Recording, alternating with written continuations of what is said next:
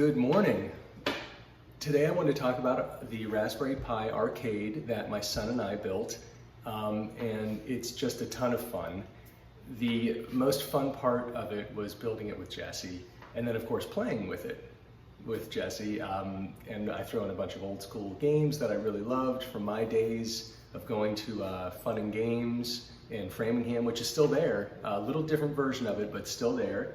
We have the power switch hooked up to a Raspberry Pi in the back, and it's got a, on the GPIO boards it has power, and with a script it'll detect when you move this switch to the on position, it'll detect the power and boot the system.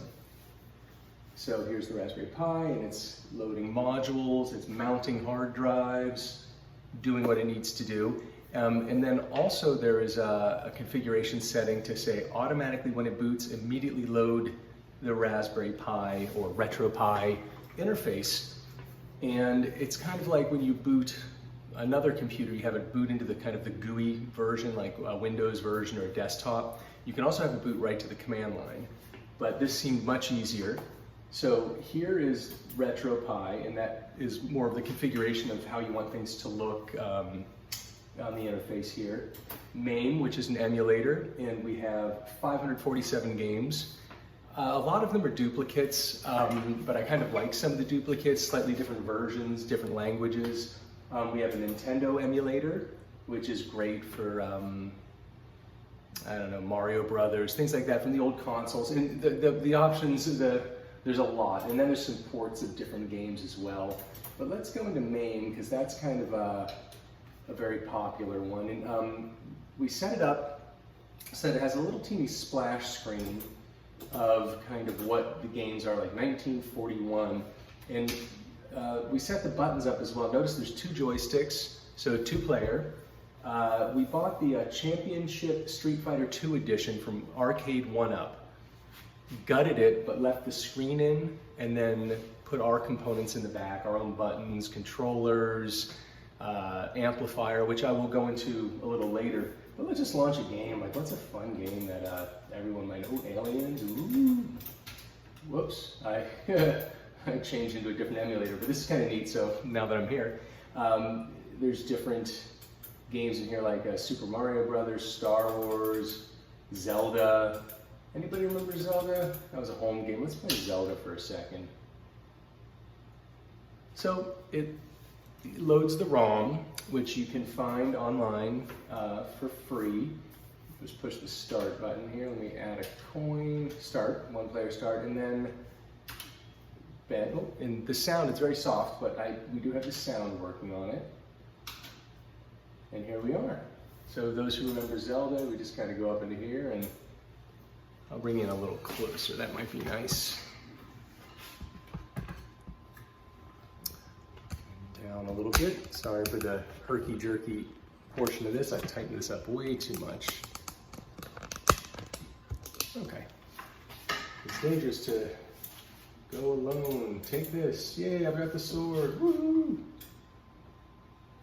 Man, this is so fun.